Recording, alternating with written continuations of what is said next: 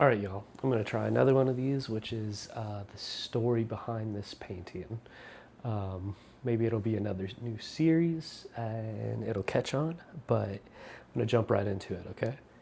Now, this one, let's show it off first. Dun, dun, dun, bah.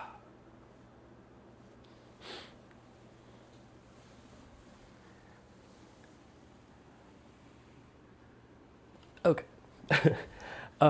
This one was done for my wife as a request. When we first moved into our apartment in Princeton, I just asked her like, what should I paint? Because I didn't have artist block. I just didn't know what to paint. So I asked her, and she said waterfalls. Now, when we first started dating, and we met in Japan, she's not Japanese. She's from New Jersey, and when we we met out there, we would go on dates to different shrines and locations, of course, as you would do.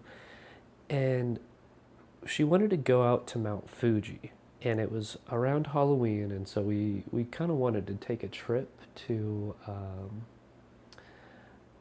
like some of the spooky areas in Japan. And so we went down to Mount Fuji, and we ended up going to this waterfall mostly because something sort of redirected our path, right? We were trying to get to closer to the mountain, to a particular shrine that just seems sort of Halloween themed because in Buddhism there's a shrine in Kamakura to like um, like spooky deities. I don't want to get too into some of it, but it's interesting and it's not bad juju. It's just not what you would see in another culture.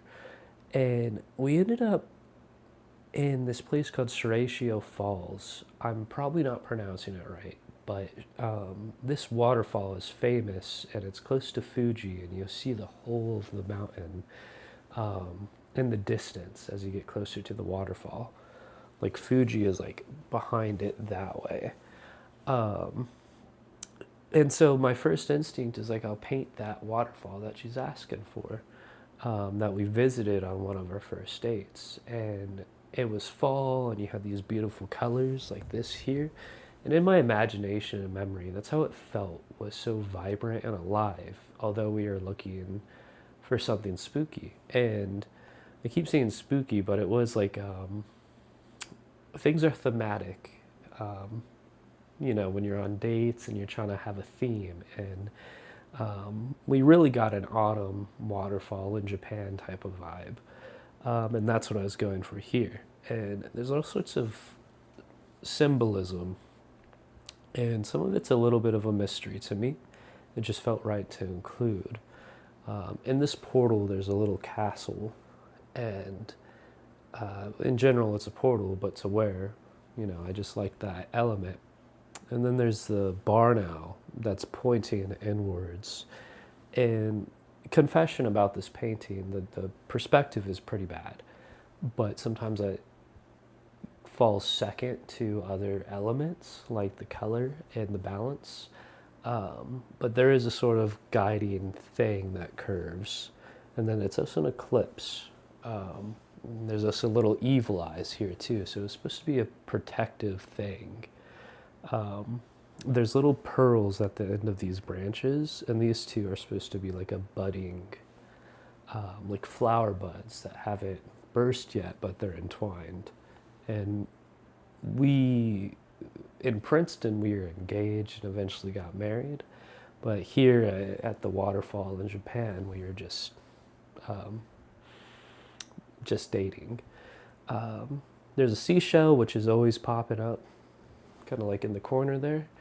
Uh, you'll have to see the shell in a different video. But I just like the symbolism of the conch, and tulips were her favorite flowers, and that's what these are. Um, but yeah, altogether, the rhythm it makes is sort of um, intense, and it's sort of loaded with weird symbolisms that are relevant to me, but I wonder from an outsider what this painting appears like. Um, I sometimes hide it away. I don't always show this one off because the perspective, I worry that people would misunderstand that as like a novice thing rather than a stylistic choice. But yeah, that's a little bit of the story behind this painting. And thank you for watching. And as always, please like and subscribe.